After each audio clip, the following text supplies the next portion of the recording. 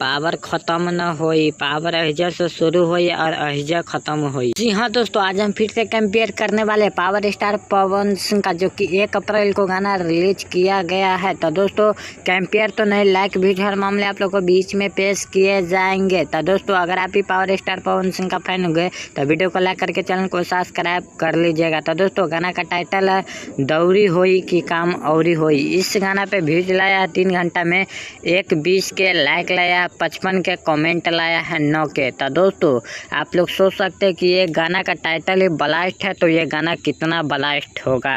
दोस्तों कहता है ना कि पावर अहिजे से शुरू हुई और अहिजे खत्म हुई। तो दोस्तों पावर स्टार पवन सिंह का जानकारी मिल चुका होगा। तो दोस्तों भोजपुरी न्यूज़ के राजा पे ऐसा अपडेट लेके आता रहता हूँ।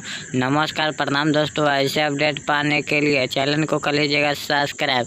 पावर अहिजे से शुरू हुई और अहिजे खत्म हुई, तो आप लोग सब्सक्राइब कर ही लीजिएगा।